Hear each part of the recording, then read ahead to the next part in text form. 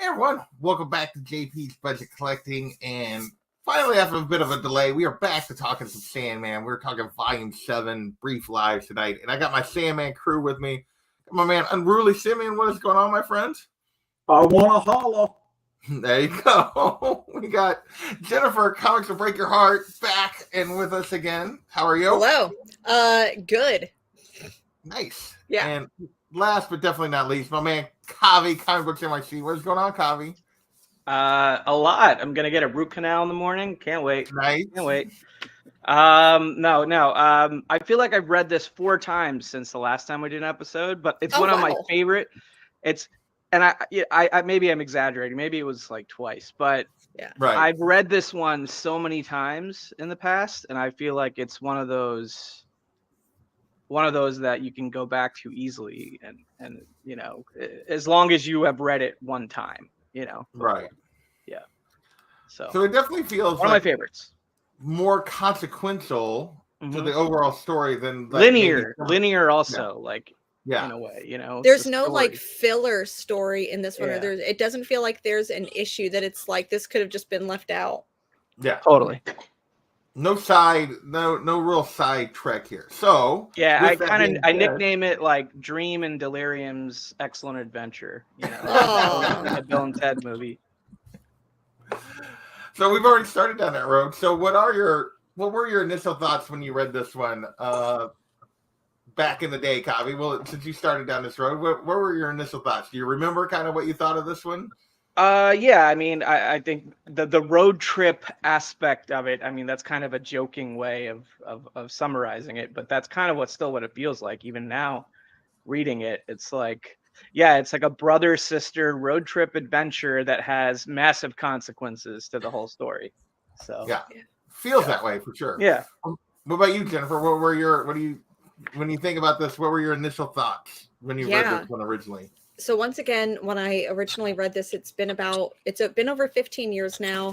And I think this is the book that I remember the most, that I took the plot line away from, because when I think about Sandman, I think about the whole thing being about in the first volume, we see we see that Dream has been kidnapped. We're going through getting over that.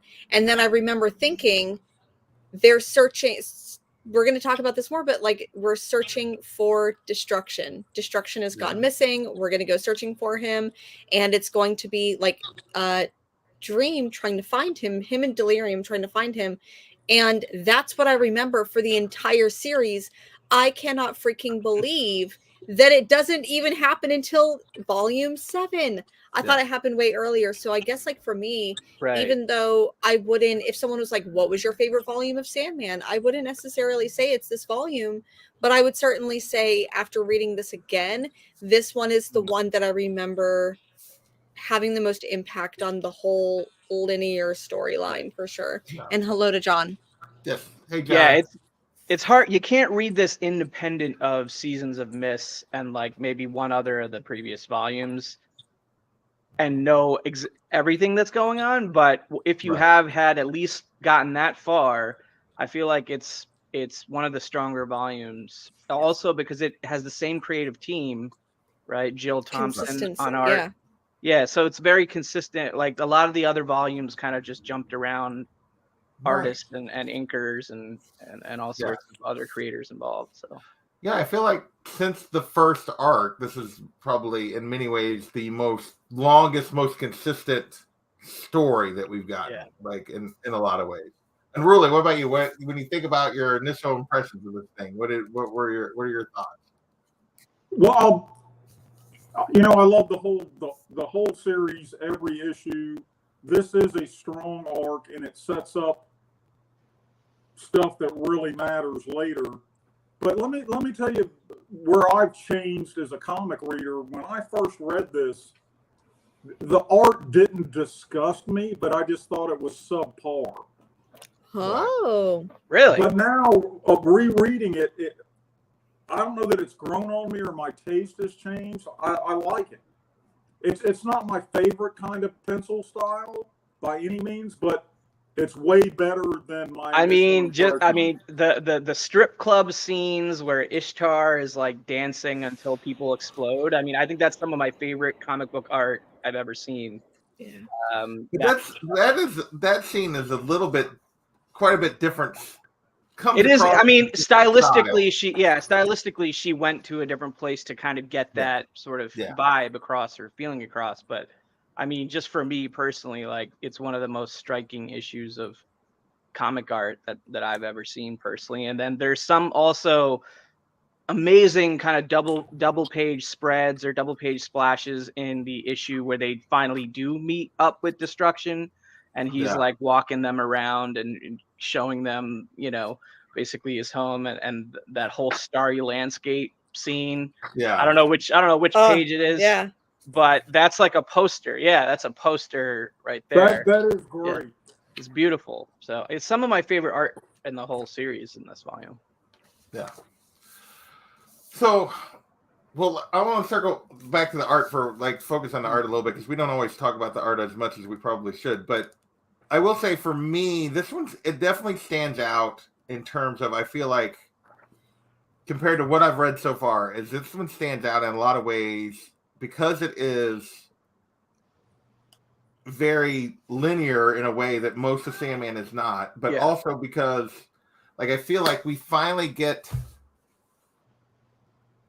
like we've gotten glimpses of the family and how that works, but I feel like this is where you really get into like how this group, this family works a little bit more. I think this is the first volume where we actually see every member of the family. Because since the beginning, it's only been like, you know, Death shows up kind of at the very end in the first volume. So I think this one is the first one where we actually see every single member of the family. You also get to see different members in pair-offs with each other. Like you get Delirium and Despair. You get you get a Desire and Despair, and then you get Delirium and Dream. Then you get Delirium, Dream, and Destruction. Then you get Delirium, Dream, and Destiny, right? And maybe there was another crossover between two of them. Well, Despair comes when at the end after Destruction leaves, right? And then you get to see Delirium as Delight with Destruction also, which is different. So so it from that standpoint, it's definitely is a standout for me in that thing. I will say the art, because I think it really brings up an interesting point, because I can totally see how, because much like him, like if you just show me the panels, if you were like, what do you think of this comic art? I'd be like, like, but then like you said, some of the panels, like where she's dancing and like some of that stuff at the end, like those are amazing. Yeah. But like some of this, like just facial expressions and people stuff, it's like, but I feel like it fits the story so well. I feel and it fits the art that came before as well. Like to some the art, degree, you know? just in Sandman in general, is a very what? Oh my goodness! See, what's the cat's name? Harley. Harley. Yes, oh my gosh, she's a baby. Sorry, let's talk about the cat for. No, I'm just kidding. So, but like it's eclectic and it really fits like what they're doing in a way that like that I appreciate, even if like for me it's not like a style I would ordinarily gravitate to. Right. So yeah, I mean, I wonder what this kind of a series done in 2022 would look like with like current comic artists and like a re-envisioning of it or something, you know. Like I mean, I know that's probably sacrilegious to say, but I've always wondered. I can't see anyone other than Jill like because when I think about Jill Thompson's like work, I do think like it's for me it's been so much of Sandman, but I do think that if it was anyone else right now, I would, especially drawing Delirium, I would really love to see Danny on it. Oh yeah, she's fantastic.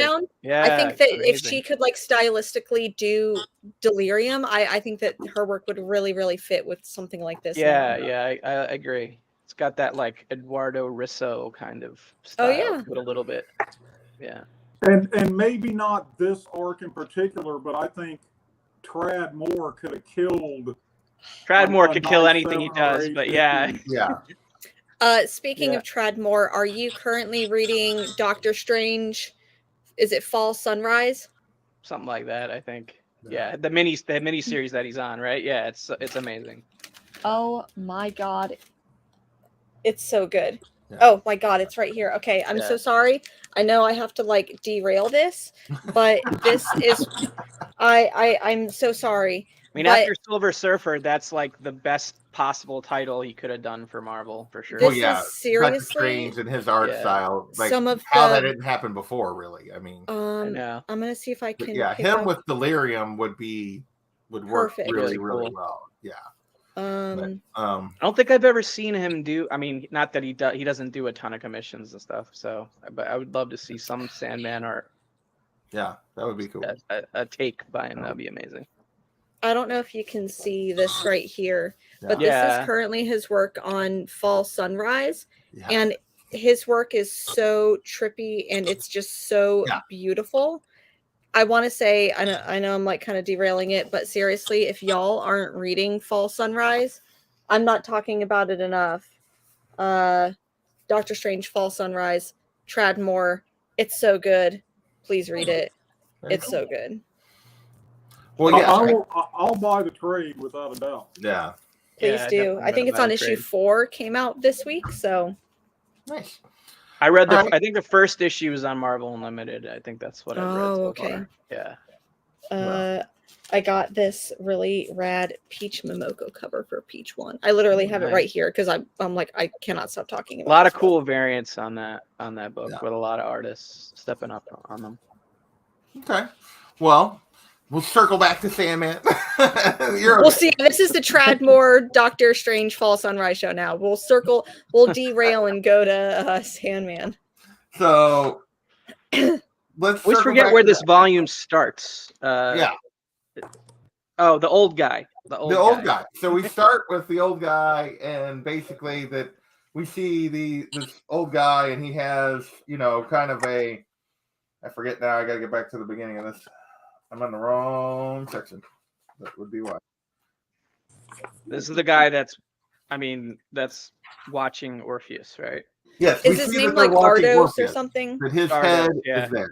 Yeah. So in a lot of ways, like for much of this volume, this whole start with Orpheus and the old guys that are protecting him seems very out of place and odd, kind of like what you get in a lot of the other Sandman stuff.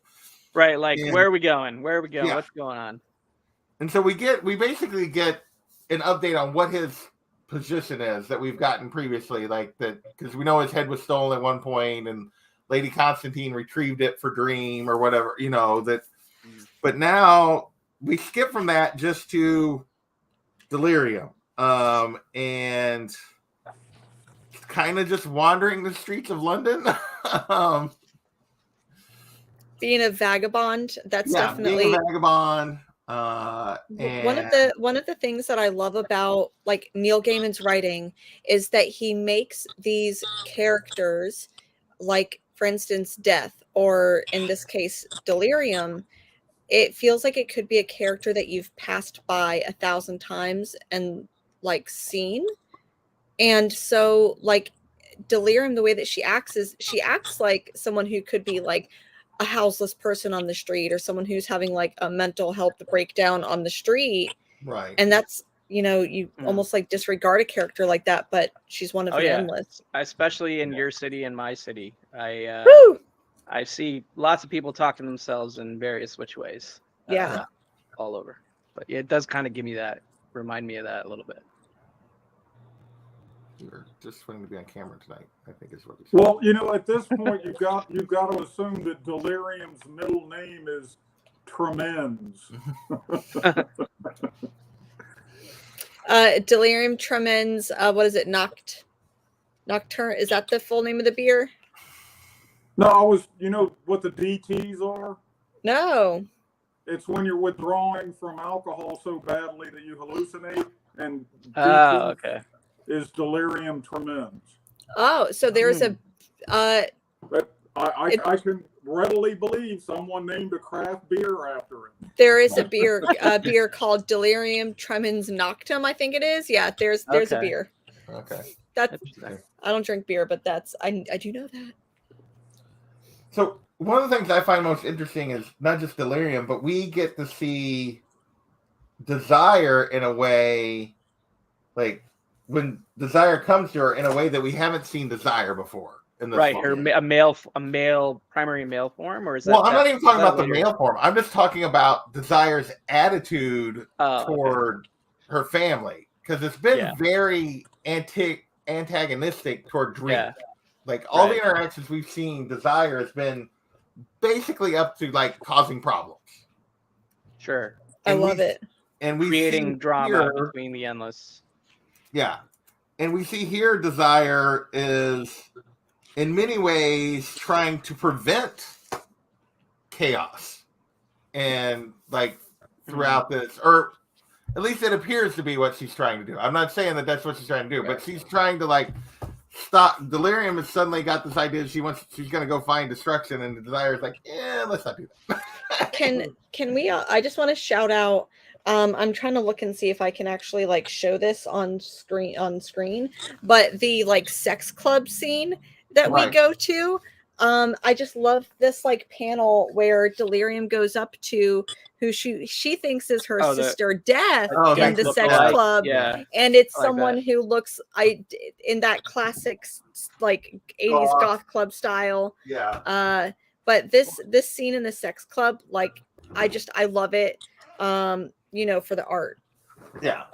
Mm-hmm. It's a good one, and of course Desire would be hanging out there. Yeah, clearly Desire's kind of place. So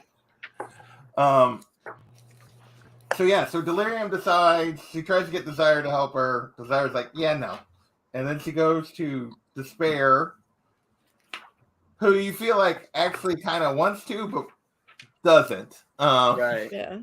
And because both of them seem like they know, like, no, this is not a good idea. Which is kind of humorous, because you would think in many ways they don't think anything good can come from it, or at least that's the way they talk. You would think that's what the two of them would want. But they don't.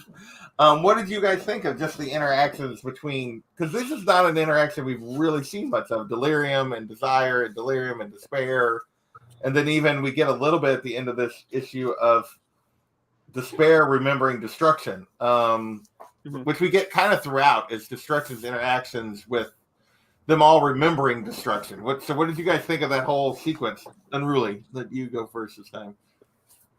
It's interesting that everyone seems to genuinely be fond of Destruction. Everyone we've met so far, and through these interactions and others that we've seen and will see, it seems like the entire family really is fond of each other somewhat, except for Desire. Right. Desire doesn't care about nobody but him herself. Right.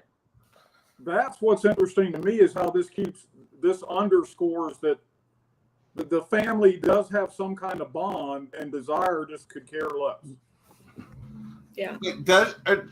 Does she, like, and maybe we'll find out more, maybe because you guys have read further than I have, but I feel like in this volume, as we go through this, we get further into this, it appears like she does, like, Desire doesn't want to, but does care about the others. Mm-hmm. Like there's this whole, like, that's her front that she uses with all of them, is that she's above it all. But right.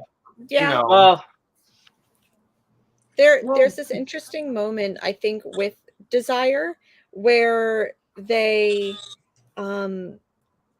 Delirium says, this is what I want to go and do this. I want to go and find my brother. And Desire is like, no, I don't think that you should do that. And Delirium, I think, is the only one there enough who sees and says something to Desire, like, you are literally the entity of desire, and you're telling me not to fulfill my wants. So I think that like Delirium is smart enough to see through that where everyone else would completely disregard it. I don't know. I really enjoyed that small interaction there. Yeah.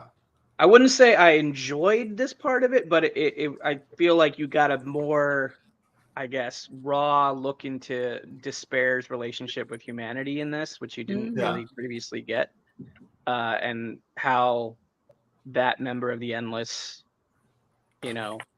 quote unquote, helps humanity, or at least impacts humanity. Well, yeah, I don't. Yeah, it's dark subject material and stuff like that around it, but sure.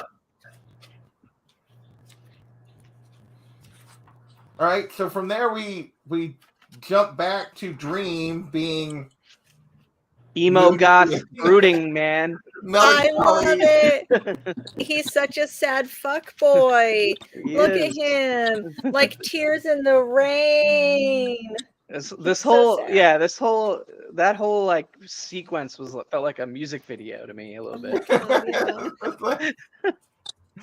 Yeah, he's just like a sad song. Just it's literally Burn by The Cure from the Crow soundtrack is playing in the background. Yep. It's 100%. That's all I could hear in the background playing. Well, and the thing that makes me laugh is like Dream as a character like tries to portray himself as kind of above it all, and this like. Just very unimpacted, and all this kind of stuff. And he's such an emo. It's just so, it's just like, dude, like. Hey, what I love is Mervyn calling him out. I love Mervyn. Yeah, that's a little bit later, but yes, it is. Yeah, Mervyn. He doesn't. This is the first volume that Mervyn says anything, I believe. He calls him out here and then later. Yeah. He appears earlier. There is the brief scene here when he and Luke. You're right. There is a brief scene at the beginning of this. Yeah, where he calls him out because he's like, "Why do I have to do it? He can just snap it out of existence." And Lucian's like, "Well, then go tell him that." He's like, "Nah, I'm good." Yeah, I don't want to piss him off. But the last half of this is Delirium comes to visit him. And we get both his reaction to her and then him and Desire having a conversation, which I find interesting that he refuses to actually go to Desire's realm to talk to her. Like he's like, no, I'll just stay in between. Yeah, I'll just do the telepathic ESP thing from here. Yeah. I think, sorry, go on. No, go ahead. I think maybe why, like when I really think about it, maybe this is just one of those like shower thoughts, but like when you think about like when you dream, what are you dreaming of? You have like hopes and dreams. And when you desire something, isn't that the same thing of like, not the same thing, but I think that dream and desire are almost two sides of the same coin. So maybe that's why, I don't know. So when I think about the interactions between dream and desire, that's what I think of, that maybe they're too close to one another, but I don't know, that's just me having a wild thought. I think within dreams almost all the Endless have you also have despair and your fears in your dreams as well. Ooh. Yeah. And in your desires. Ooh. And in your desire. Yeah, exactly. So it's all like they overlap a lot. Aspects of humanity. Yeah.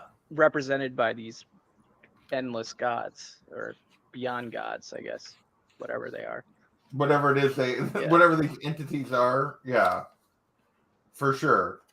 I thought it was I love that whole scene between Delirium and Dream at the eating the kitchen table. Yeah, he's trying to get her food. With the chocolate lovers and the mango juice and it's just so cute. I love it. Yeah. Delirium is just so, odd yet, like, has these charming moments that make, that strike through, like, that are solid, but yet, like, following her train of thought. So, so well written for being what she is. Unruly, what do you think about like this whole sequence with Dream and Delirium and Desire? This just Gaiman never fails to impress me beyond words. That last panel when they leave the table and touched by her fingers, the two surviving chocolate people copulate desperately, losing themselves in a melting frenzy of lust, spending the last of their brief borrowed lives in a spasm of raspberry cream and fear. Man, just the conceit. That's amazing. The conceit of, yes, I would like little chocolate people about 3 inches tall, filled with raspberry cream, please. And then he lays that on you, and then you change scenes. Yeah, right. The guy has universes between his ears, man. No, it's amazing. And then like 3 issues later, when she gives a recap to Destruction about what they've been doing, or somebody, I forget who it was, and she mentions the chocolate lovers thing. It's like, it's genius, you know? Yeah, like it is. It's so good. But as far as their interactions, this is interesting. And something else I noticed, they all refer to the Delirium as the youngest. right. Oh, okay. So, Interesting. Presumably, Destiny's the oldest, or Destruction, I misremember. Destiny. And Destiny, Death, Dream. Delirium is it big? the Is it youngest. because she was Delight before, or Exactly? She was okay. Delight. So apparently these gods or whatever, I can't think of a good Endless. word. Yeah, entities, emblems. They came about as life came about, and I find it interesting that Gammon believes Delight is the last major one. Like we had to run through the whole gamut of everything else before we could come to Delight. Well, the whole thing though that we get later about Despair makes me wonder where Despair actually fits in as well, because they talk about the Despair got split off, like to replace. Aren't Desire and Despair, weren't they twins? Yes. So then they are twins. Yeah. Which is interesting at least, in and of itself. Yeah. But ultimately, the end of this is Dream actually decides to help her, which we find out later his reasoning for why he decides to help her. But like he actually is like, okay, I'll help you look for our brother, and which leads to this whole trippy road trip thing that you were talking about at the beginning, Kavi, of them traveling in the mortal world. Hell yeah. And really, like, and I didn't really think about it as they're going through this, but they talk about, like, at the end, they talk about, Desire talks about, when you seek destruction, and they literally leave a path of destruction. Ooh, yeah, Destruction literally created, these like booby traps of destruction along the way for anybody finding him. They're trying to seek him out, essentially. Yeah, like all these people that might have any information for them just have, and then just people that are just caught in their path, like the person that's helping them are just like, completely and totally destroyed it. One sec, you guys talk a little bit about that. I'll be right back. Hang on. Yeah. Oh, cat problems. Sounds like the cat had opinions. One of the things that I don't know if I read American Gods before this or after this. I always get the kind of like timeline confused, and maybe I read it during. But so much of what I see in Sandman, or what I saw in American Gods, is like in this, because it treats these old gods, these old entities, as people living in the real world and who they would be now, whether they have like powers now, like maybe they were worshipped back then and they aren't now, people who have lived a really long time and now they're just like living their like regular ass lawyer life, but then they die, like what happens with this guy. So I really the old ones, right? Is that what they were called, the old ones? I think so. So I always appreciated how like this felt like the precursor to American Gods, or American Gods felt like the precursor to this. There's so much overlap. I really need to read American Gods. Oh, you really do. I saw the first season of the TV show before I had ever read it, and it kind of turned me off to it a little bit. But that book is one of my favorite books. I was so excited for the TV show. Do not love the TV show at all, even though I'm sorry, Rodney Barnes is one of my favorite people. I know he helped write some of it. I'm sorry, but I really love. I didn't hate the TV show, but I didn't have the context of this classic comic that everybody else had that was comparing it. So I needed. Read American Gods, please. I'm going to. It's gonna happen. I watched the show and I actually enjoyed it. Really? Okay. But I mean, obviously, I can less than that many movies or TV adaptations I've seen were superior or the equal of the written material. I could tell it was really high quality the whole time, but I feel like there was something about it that I didn't like. I was missing something or something, and I was confused, I guess. But that's a different story. But Jennifer, you're right. It's interesting because we meet at least two people in this arc that could have stepped right out of American Gods: Pharamond and Bast. Pharamond, yeah. And Bast, and like when I like the old ones too, but yeah, like Bast, whenever Bast is thinking about her powers, and then the stripper as well, or the the sex worker Ishtar, because that is such a central, like when we think about in American Gods, one of the first people that we meet I don't know if we'd call her a sex worker or if she is just a woman, but that's a little bit like X-rated, but it does talk about anyways, there's a lot of overlap. So if you liked those ideas, I would highly recommend it, but I'd recommend it no matter what. Okay. So the other thing we finally get a glimpse of Destruction and the life he's leading as a painter, and we get a quick glimpse of him early in this. Can we just say that Barnabas is the best dog? Barnabas is the best girl. Yeah. The best. Yeah, Barnabas doesn't mind telling him how it is either. The writing on Barnabas is just top notch.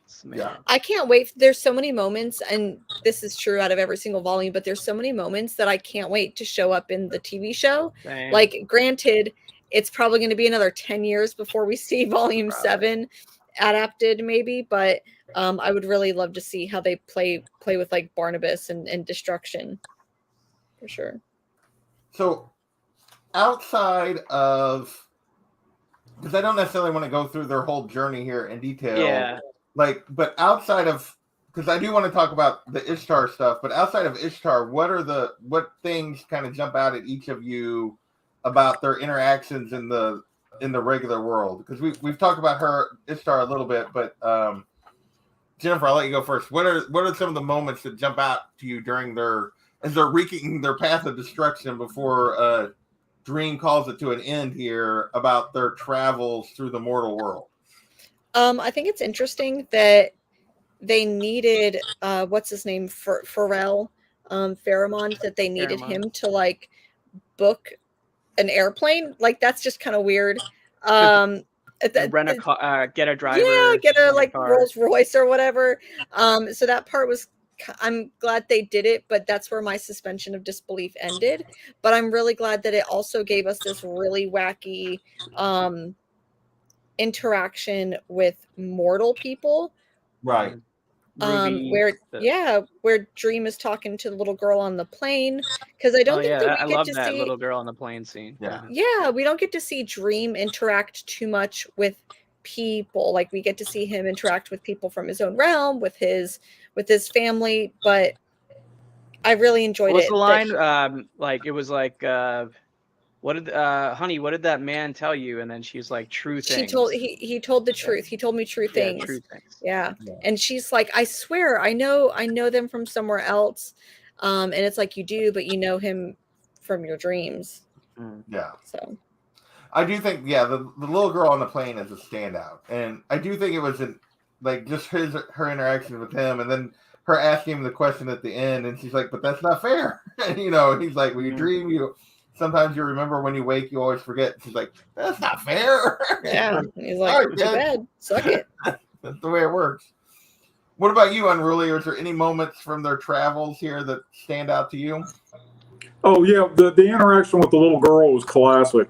Yeah. But okay. when they meet the lawyer who died earlier in the story, when they meet his family, and it's like the dude is so whacked out, and you know how it is. Right.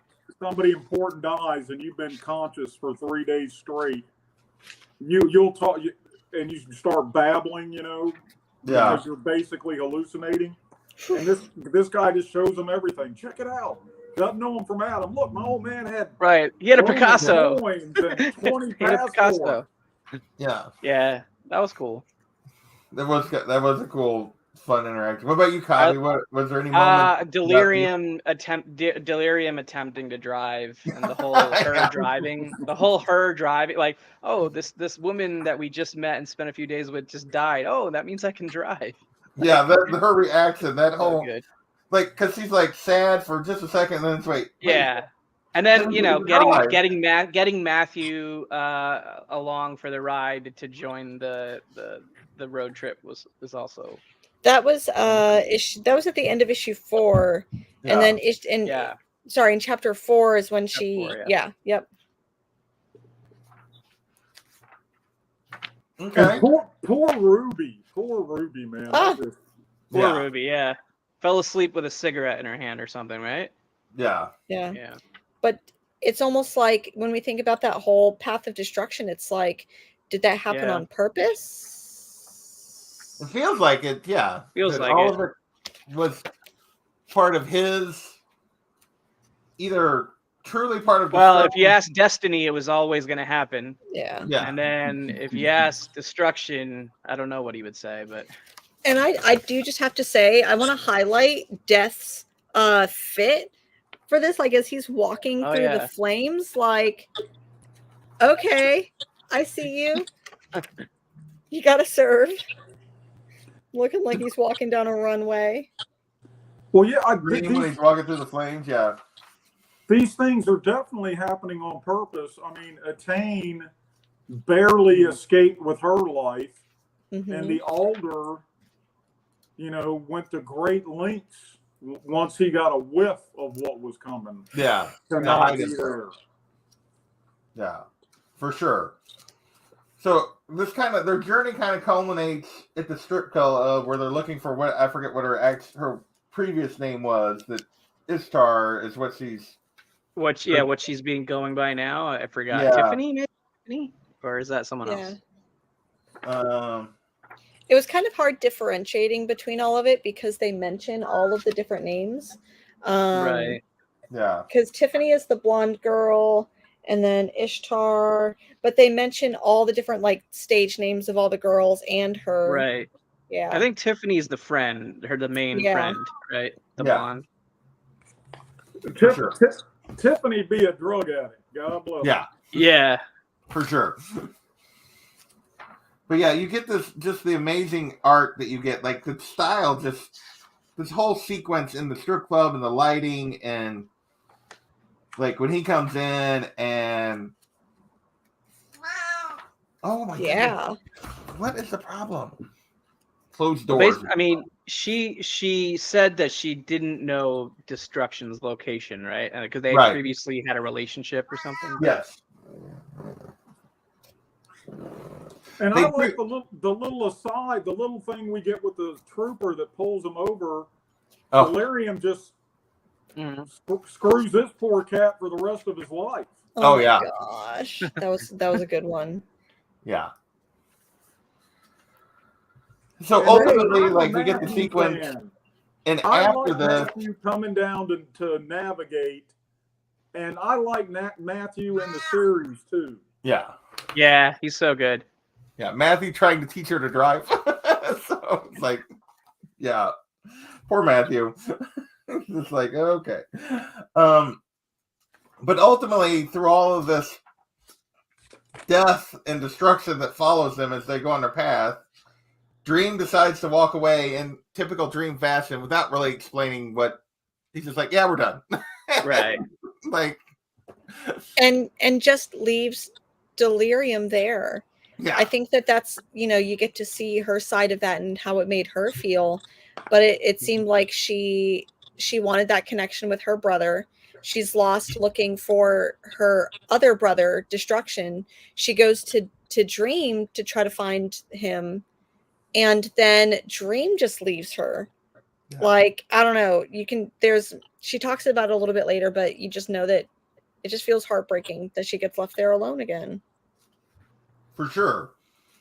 And yeah, so what do you, Kavi, what do you think about how Dream handles that? Like, poorly as usual. But yeah, I mean, I wasn't really surprised by it, but then again, I've read it so many times that I don't even really, I just remember what happened at this point, and it's like, it's hard to recall exactly what my first time read through feelings were on that, or what speculation I may have had around it. I mean, he's bummed this whole issue because of something that he alludes to that he doesn't actually disclose in this volume, right. And I don't want to get into spoilers, so yeah.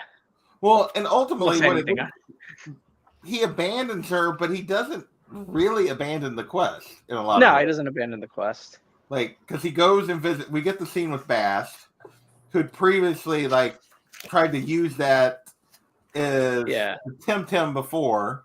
Can we just talk about the artwork on that title opening page? This reminds me of Trad Moore a lot. This page right here. Issue 6 in this one, the title page for chapter 6. Yes. Gorgeous page.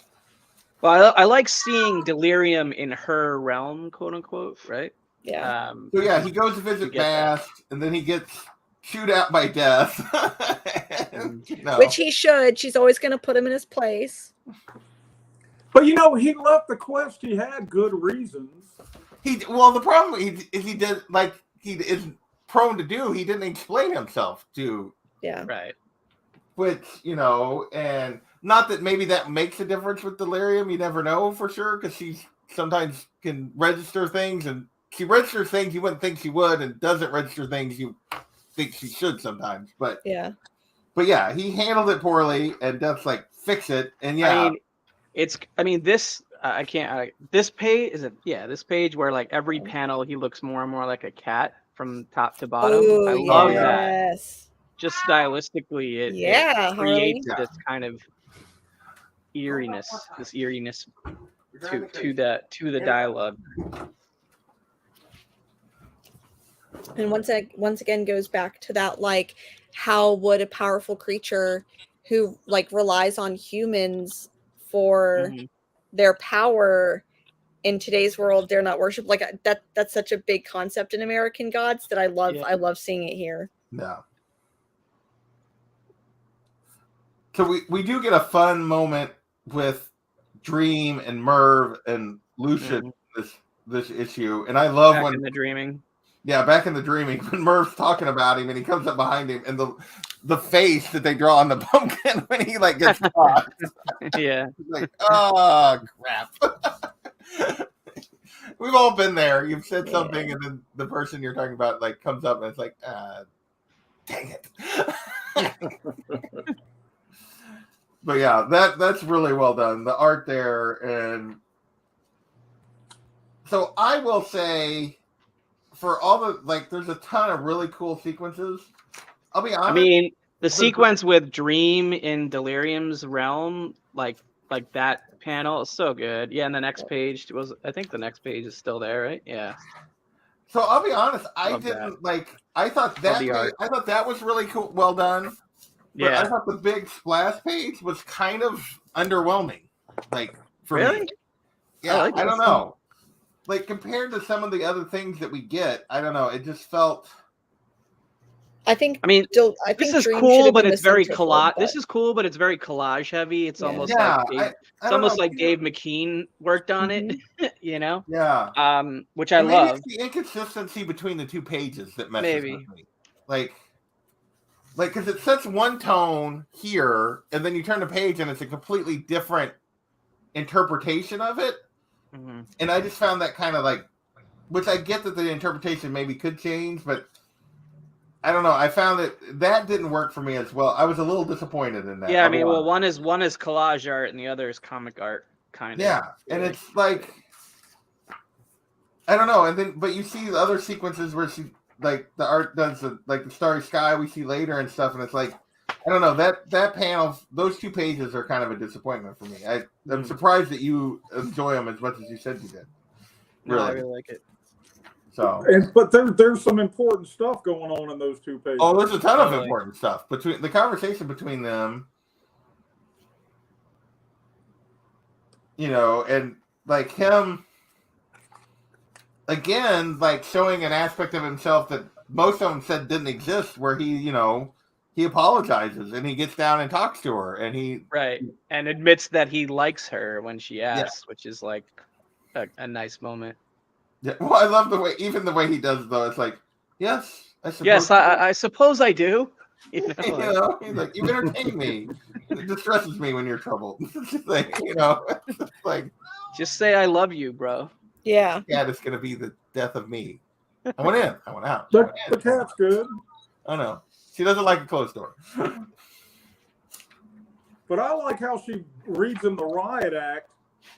I would fuck you up if you were anyone else standing in front of me. Right. Yeah.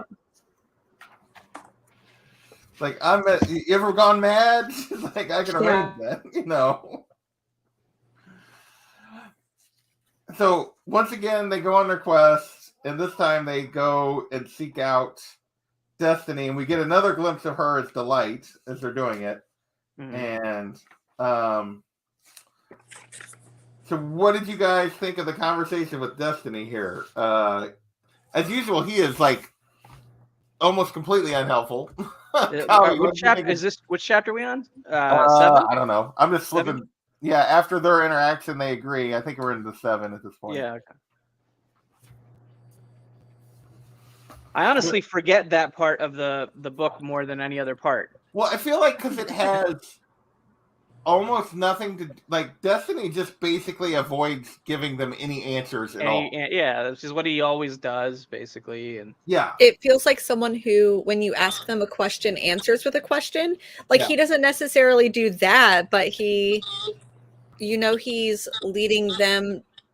He's giving them the answer without giving them the answer, as always. Well, he gives them answers to different questions. It's like, you're asking about this, but I'm going to tell you this because this is what you're supposed to know now. It's like, says you, you know. Right. Like, come on, man, you can just help us out just this once, please.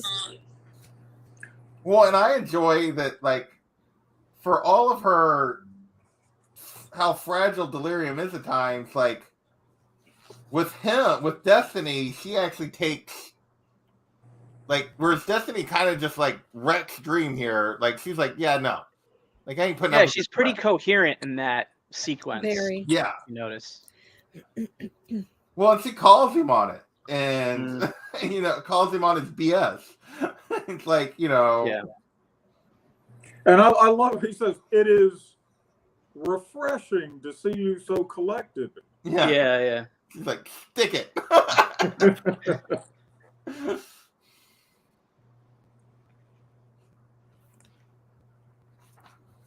So yeah, we see her have to hold it together for Dream for a minute, and then but I love how she's like, please get up. It's hard. It's harder to do this than you can imagine. This hurts to be like, hold it together. So we jump forward. We do get a glimpse of them, like Destruction leaving. But basically, what it comes down to is what Dream has been trying to avoid, which is they need an oracle. Right. So he has to go visit his son, right? His son. Yeah. I just want to say, look at Dream just like, I don't know, that could easily be a mishap. That robe is hanging on for dear life there. Super Bowl halftime show. Exactly, 100%. And I'm glad that we got to see that, because that to me is imagery that we got to see in earlier volumes that we haven't gotten to see yet in this one. But I'm like, yo, if we can just do that, why didn't we do that earlier when we had to go to America instead of getting on the plane? I don't know. Well, I do feel like though part of I think Dream. So part of it is because they felt like they had to search for him through the mortal world because destruction had basically blocked their path from chasing him the way they would, like using their powers. Is the way they were using it, and it was sort of. I mean, it's an excuse. Why didn't they just get the big birds from Lord of the Rings? Well, yeah, that's the like argument that I'm making here. Like, why don't they dragons? Yeah. You know, the eagles came and flew them away. They could have flown them there in the first place. You know. Yeah. Yeah. So they go, and I love how, because they even talk about the guy, like early in the book. So we come back to Orpheus, and like that connects to those first couple pages. But I love how in the very first couple pages they talk about the guy on the island across from him or whatever, and we come to find out it's destruction. Yeah, like, that's where he's been the whole time. So what do we think of the destruction sequence here? Is like he's trying to like just have dinner with them, and they're just... I love it. Yeah. What do you love about it, Kavi? I'm curious here. I mean, he just doesn't bullshit, you know. Yeah. He's like, I think one of the bigger points that he makes is that even without him, destruction still happens in the world. Yeah. You know what I mean? Like, yeah, like I decided not to participate anymore, but that doesn't mean that these concepts don't occur. Yeah. He's like, it's not my fault anymore. Yeah, exactly. So he's kind of like alleviating any sense of guilt or whatever that Dream may assume that he feels or something. I don't know. But I mean, it was a nice another family scene with 3 endless characters, you know, lots of dialogue. That's what I enjoy the most about this whole book, you know, is those kind of scenes. Yeah. So I love it. One of the things that like stood out to me about destruction specifically in this volume and this read was that every time we see destruction, he's creating something. Mm-hmm. So in the beginning, we see him painting. I think in another one, we see him being like, I don't know, doing lumberjack shit or handyman shit or something like that. And then in here, he's basically like trying to tell his 2 family members, y'all need to eat something. I've literally been all day cooking. So the entire time in this volume, we're literally seeing destruction create. So I really, I don't know, that was the like poetic stuff that well, yeah, he's wanted to leave. He didn't want to be what he was anymore. Mm-hmm. And he came to the realization, and it feels like it, like, because he talks about his conversation with death, is he said we could all not only couldn't know everything, we do. And he just like that he came to the realization that, you know, destruction was going to happen whether he was there or not. And if he didn't want to be a part of it anymore, so he walked away, and he didn't try to pass on his sigil for somebody else. Yeah, he didn't want to put that responsibility on somebody else. And it's interesting because even through this, like, I don't think Dream understands him. And of course he doesn't understand him. Destruction is in touch with who he really is, and he's open about what he feels and thinks. Yeah. So much like so that he does notice the subtle changes in Dream, though. Yeah. You know what I mean? Yeah. Like he may not be all the way there like Destruction is, but he has changed in the last however many 100 years. Like he knows that you've been knocked down a little bit. Exactly. Yeah. Also, how awesome is it that Barnabas and Delirium end up together? That's cool. Yeah. I always like that. Even though at the time during first read through, I'm like, no, don't give up your dog. And this whole conversation at the table, how her appearance just changes from panel to panel, rapid fire. Yep. Oh yeah. Let's see here. Yeah, like a different hairstyle in like every panel, basically. It reminds me of Rorschach from Watchmen, like where the like face blots, ink blots always change, where like she's constantly moving. Yeah. Definitely more leaned into the Tori Amos aspect of her character design.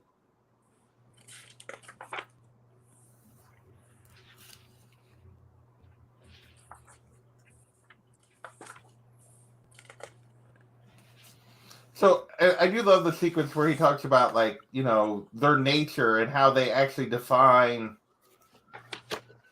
sort of their opposite. Mm-hmm. You know, that he actually defines create.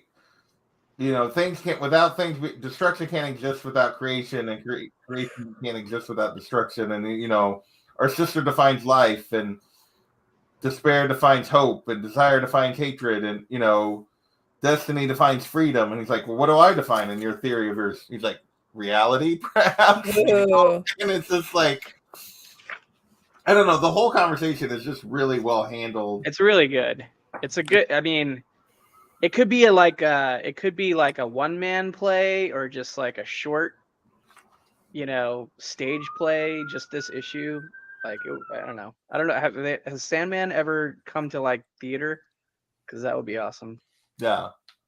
Well, and I love like you guys talked about. She talked about the that he's creating stuff all through this, and I love how he's like because he's not very good at it, and he's like when Barnabas is like, I'll miss you, and he's like, oh yes, you'll miss the poetry readings and the paintings and the guitar, and he's like, stop trying to make me feel better, you know, just like.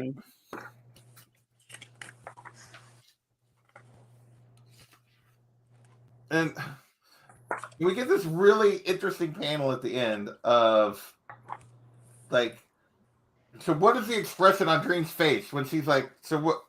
He's like, I need to return to the temple. She's like, why? And is it acceptance? What's going on? Dun, dun. Yeah, I have to kill my son. and listen, and this is something that bothers me. So his son has been a disembodied head for thousands of years, and Dream being who he is and part of the pantheon he is, I am positive that somewhere in those thousands of years, he could have had his son presented with a new freaking body. I know, right? Jeez. But no, he sets up a whole family to watch over him for generation after generation on an island in the middle of nowhere. They could have at least Futura'd him, where they put him in a glass jar, fed him little like goldfish flakes. You know, could have done something. Well, but that also comes back to like when they go see him, he's like, forever on your own, farewell. Like that he walked away and said that he wasn't going to be a part of his life anymore. That he wasn't going to, and he did it anyway. But like because. You know, Orpheus. We said that this would be the last time that they seen each other. The last. Yeah, time. We shall not meet again, and his son even points out how much he's changed. Yeah, you've changed since the old days. I doubt it. Dream is just never going to acknowledge this ever. Yeah. Bad Dad of the Year award. Yeah. Bad Dad of eternity. Whew. Yeah. I love that. So he kills his son, and then we see the Ankh, the like death symbol. Mm-hmm. So normally we would see like maybe death show up, but I love that we just see her symbol, and that's it. That's all we need. Right. Well, she didn't want to get in the way. She doesn't appear to Dream in this. Yeah. She just appears to Orpheus, and and she takes him away, and then. Well, I love how, like, because he doesn't actually, there's nothing there. There's no body, nothing. He just, like, touches him and he died. But, like, his hands are, like, bloody. Like, because he killed a member of the family. Right, which is kind of what Desire's whole secret plan was before that didn't work. Yeah. But now worked, kind of. Yeah, that's what she'd been wanting. Yeah, they talk about that later. Her and Despair talk about that later. Right. And instead of being like all satisfied, she said that she was scared or something, right? Yeah. Yeah, so we get this whole sequence. He goes back and he kind of, Despair shows up because Despair's really shows up for the, supposedly for the people that have been taking care of him, but then takes the flower to Desire. Yeah, and we get that Desire's like, I thought this is what I wanted, but. I love this I mean, it's just more what's it called? Emo dream. Emo dream. I mean, come on, look at that. But clearly, all of this is set. Probably what's going to be the rest of the story in motion. Obviously, you guys have all read it. I have not, but his choice, the choice to go find destruction, is as Desire says, you can't seek out destruction without, having consequences. And it's just a very interesting the way they kind of go through this, and we get a quick wrap up of everybody. Then my cat is driving me crazy. No, that's okay. Well, Tiffany came out. What'd you say about Tiffany? She's not on drugs anymore, at least. Yeah, she actually gets cleaned up. Yeah. Her natural blonde is coming through instead of the bleach blonde. Yeah. And the poor state trooper, oh my God. Oh my God, he doesn't get any.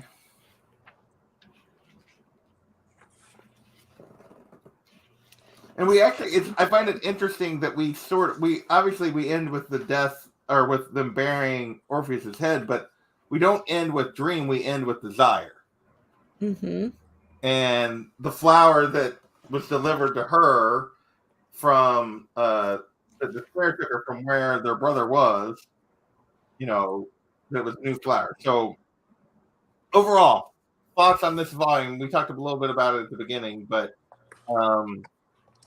sets for you guys in terms of just the Sandman story. What are your final thoughts on this volume? I'll let Jennifer go first this time.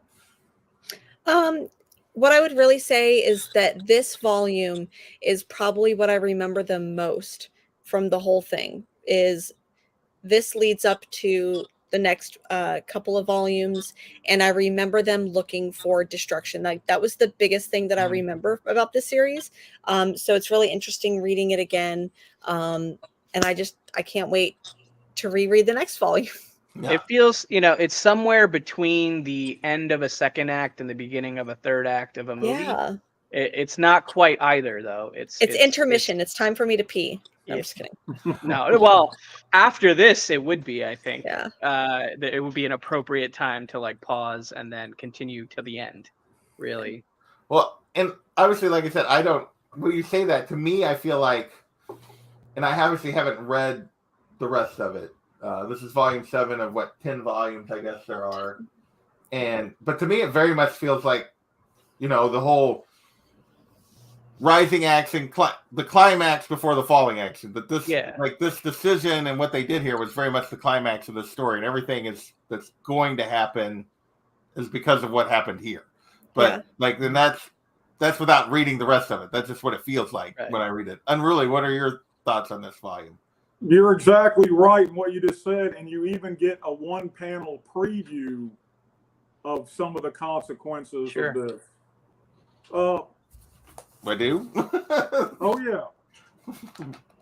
I remember words fail me, because the ideas that Gaiman is juggling are just incredible to me.